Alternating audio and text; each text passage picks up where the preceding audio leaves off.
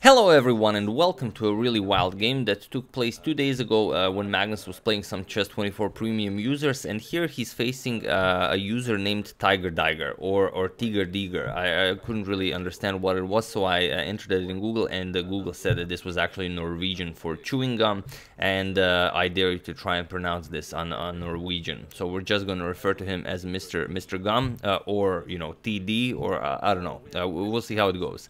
But it's a really exciting game. It's a really wild opening, and well, something you don't know from the thumbnail. You do know that of course it is the BongCloud, but you do not know that it is already, as of move 2, yes, that we have a completely new game. So let's see what's this all about. So here Mr. Chewing Gum opens with f3, and this is nothing out of the ordinary. This is a blitz game, 3+0, and such things will often happen, and I've just realized something is wrong with the interface, so let me just try and fix that. There we go. So yeah, he opens with f3, and Magnus, okay, says he will reply with e5. Makes sense. Your opponent doesn't capture the center, so you want to capture the center with your own pawn. A very principled reply to f3. And here, of course, king to f2 is a very common idea. But instead of this, white goes for h4. And this is already a new move, so already as of move 2 we have a completely new game, and probably tygerdyger or tygerdyger wanted to achieve a new game already as of move 2. That's why he chose this idea, and his plan is now to play king to f2 and have this sort of a BongCloud setup with the h4 on the board. For those of you who are maybe new to chess, if you have a position like this, never play g4, because then black can deliver checkmate in already on the second move. And if you didn't know this, only black can deliver checkmate in 2 moves. For white to deliver checkmate, it will take at least 3 moves. So instead, after e5, of course, we have h4, and now Magnus just continues in a principled manner. He grabs hold of the center. He plays d5, and now he controls all of these nice central squares. We have king to f2, the BongCloud is now fully operational, and Magnus continues developing with bishop to c5 with check. We have e3 blocking check, and now the immediate d4, getting ready to capture here with check. White will be unable to capture because then you hang the queen. So bishop to d3, and now Magnus just continues grabbing more space with f5. You could capture, but now it's not a problem because the queen is not in danger. So instead, after this, we have f5, and now knight to e2. White just continues development like nothing is really happening. We have knight to f6, and now not allowing any knight to h5 ideas. Then you get control of f4 in g3. White just pushes h5. We have e4 by Magnus, now getting ready to completely bust open the position. He can even castle here, bring the rook to the f file that is soon to open up. So bishop to c4, white prevents Magnus from castling, and now knight to c6. We have e captures on d4, knight captures on d4, and now white has to be very careful. Because here, if tygerdyger goes for something like, I don't know, anything other than moving the king, then just moving this knight results in just chaos. That's no way to play chess. So king to f1 was played, and now e captures on f3. We have g captures and knight captures on f3. And again, it's a very difficult position for white. Not a lot of moves available here. The pieces will just continue piling up. So here, white decides to give up a pawn and get at least some development in, but it also means that he now has to go into an endgame without queens, and he will suffer for the rest of the game. So let's see how he does this. He plays d4. Now he gives up a pawn. He will be able to develop the bishop, open up his position a little bit, and try and survive this.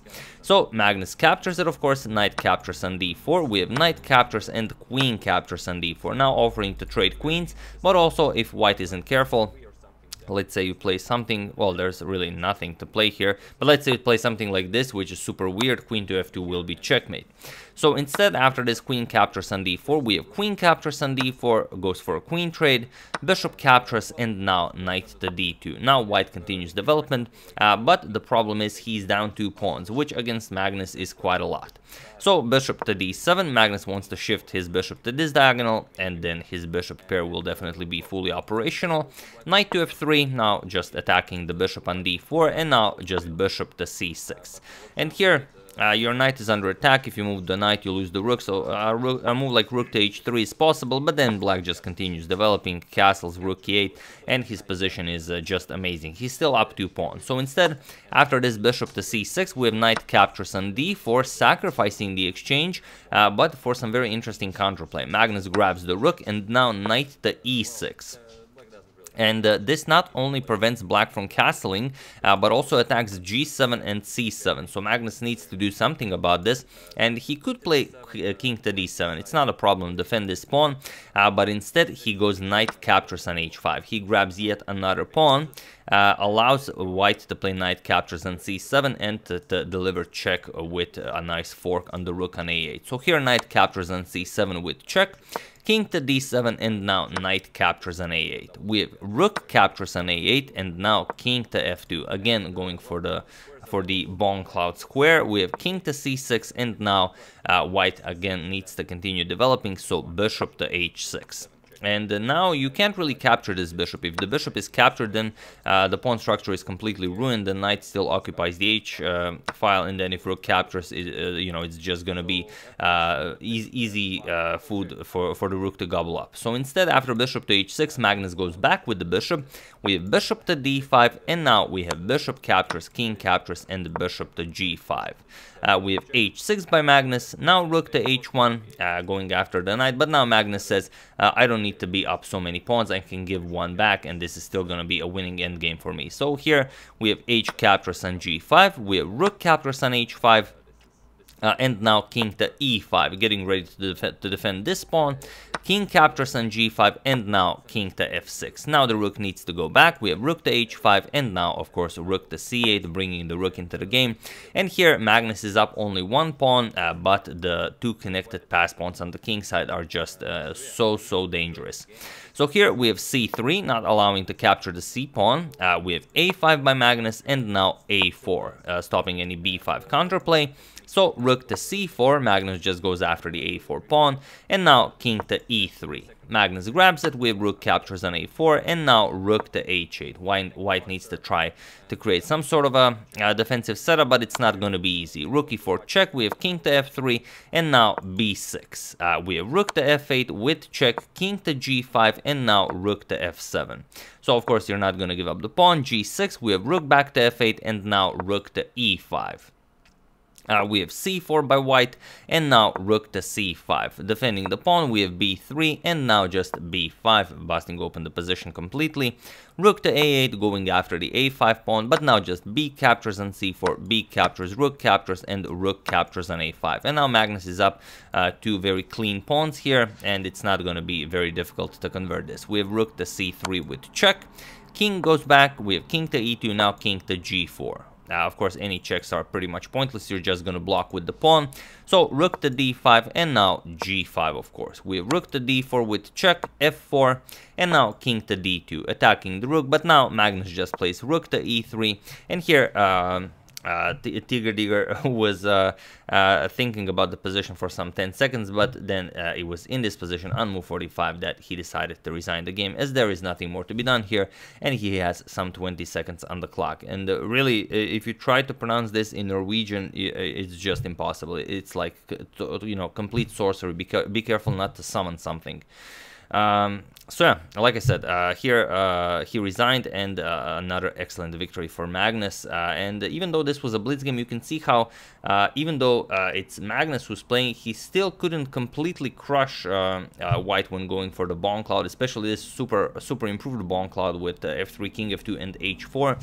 So you can see it does have its merits, but here white just couldn't get anything going, and it was just a pretty one-sided game. So for those of you who like me to finish the games, maybe are new to chess, there's no point in white continuing this, because the rook prevents the king from even approaching those passed pawns, and the rook alone will not be able to do all that much. To give you an example, if something like rook d5, you're going to move the rook so you can start pushing the pawn, because the king would just grab the rook, so rook anywhere doesn't really matter.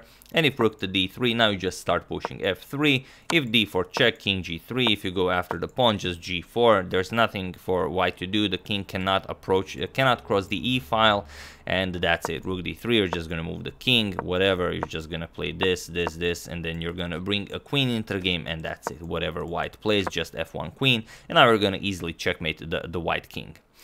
So yeah, after this rook to e3 move, Mr. Hoodie guy here, tygerdyger, resigned the game, and what a very nice victory for Magnus Carlsen indeed. So yeah, that's the game. Hope you guys enjoyed it. I would like to thank Aaron Cottle, Reza Haj Mohammed Jafar, William Manuel, David Walter, and George Chatsi Georgiou for a contribution to my channel. Thank you a lot. I really appreciate it. As usual, you can check two of my previous videos here. Thank you for watching, and I will see you soon. Continuing the coverage of the Morphy saga, checking up on your wonderful suggestions, and whatever else happens in the chess world. So thank you all. I will see you soon, and have an excellent rest of your day.